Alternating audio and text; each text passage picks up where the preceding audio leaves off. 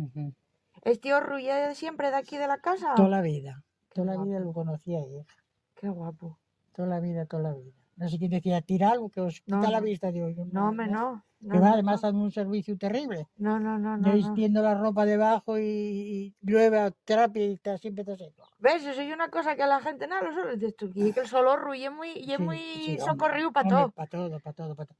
Y además tú pones cualquier cosa dentro del horno y eso no se te pierde jamás. No, Y está ahí una maravilla lo del nada horno. mejor. Ya. Porque luego No sé ves, por qué lo poní frente a casa, eso ya es verdad, pero bueno. bueno, para controlar, me imagino, que no te entraren allá. Seguro que era Porque así. si lo tenías un poco fuera mano, Bueno, cuando te igual, das cuenta, sí, igual, pero todos los hornos están así, o al lado de casa o frente a casa. y la Siempre. puerta siempre visible. Es visible siempre, sí, Sí, señor.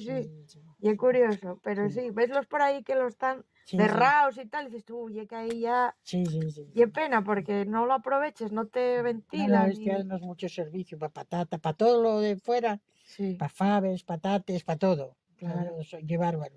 No, y que tan uso. Y cebollas y todo, ¿eh? Y que tan uso, porque Sí. si no, Sí. ¿y cuando Sí. empieza aquello a echar en bajo? Sí, tú, por ejemplo, les haces primero cuélgueles alrededor, luego esvígueles y mételes dentro y están siempre a la misma temperatura y están bárbaros. Sí, eso vamos. Sí. Uy, a los falta ahí el pico. ¿Eh? Que falta Nunca tuvo pico. el obispo. ¿Nunca tuvo? Nunca. Coime, Nunca en la vida. mira tú, No, siempre tuvo así. qué cosa. Hacía falta retallarlo. Bueno, hombre, Goteres no tiene, ¿eh? eso y es lo único importante, que no tenga Sí. goteres.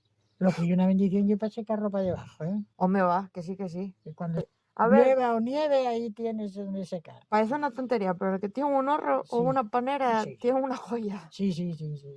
Sobre todo si la sabes utilizar. Sí. Tú Porque sí. si no sabes sacar provecho, sí, una pena. Pero sabiendo, Este está muy aprovechado, arriba y abajo. Abajo para atender toda la vida y para guardar motos y para lo que sea.